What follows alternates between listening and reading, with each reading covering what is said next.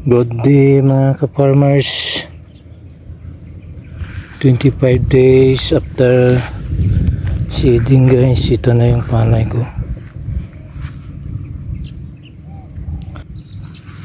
Bali, 2 beses ko na ito na bunuhan guys.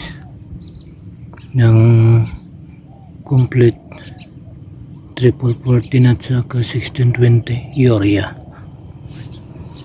Yan kaya gipin nyo. Yan.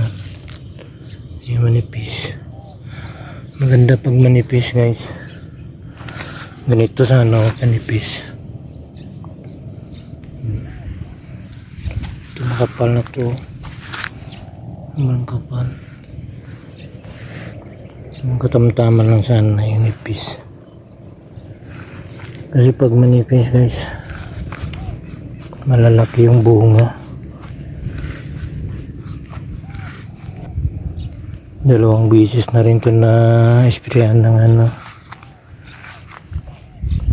ng gold rush.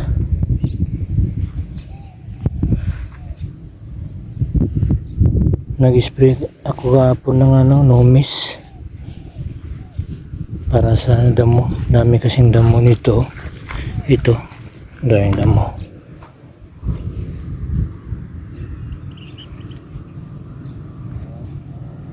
Mga 1, 2, 3, 4,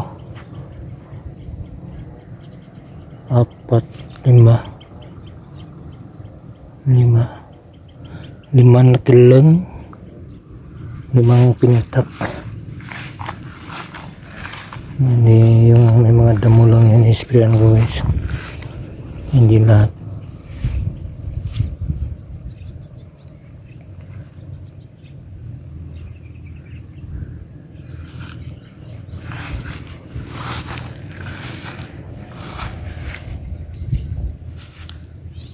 Red rice na guys.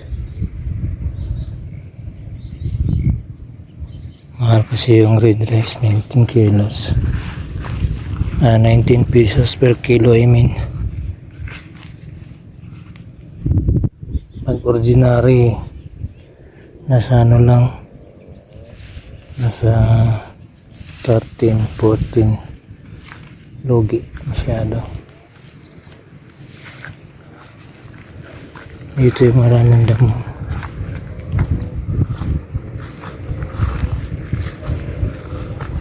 Sana pagpatay ng nomis. Parang rin yung nomis ngayon, parang suji yung ingredients niya. Maganda sana pag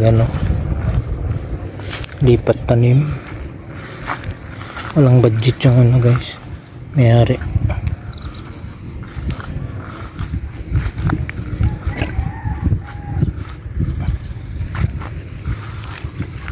Kaya ito, direct seeding na lang.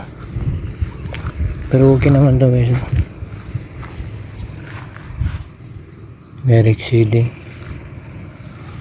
Basta alagaan lang.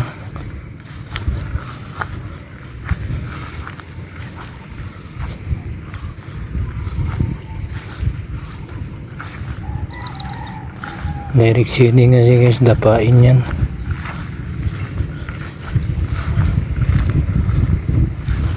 Dito sa kapatid ko guys, ipatanim. Red rice din to.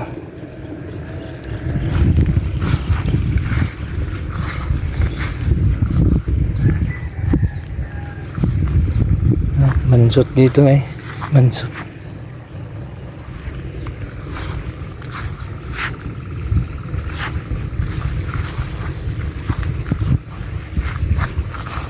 Inisprayan ko na to ng 2,4-D.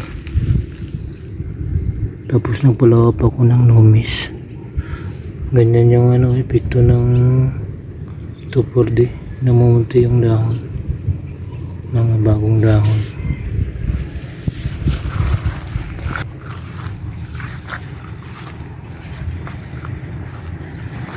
Ilugis pag guys.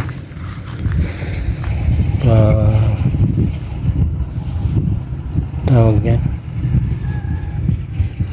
direct seeding.